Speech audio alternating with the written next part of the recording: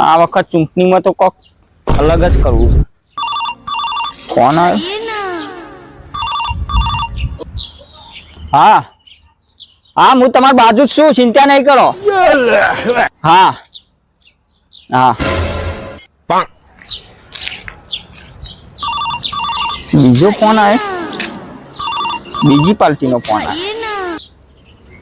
હા હા, હું તમારી બાજુ જ છું, ચિંતા નહીં કરો. હા ટકોભાઈ બેઠા છો? કેમ છે ટકાભાઈ? બસ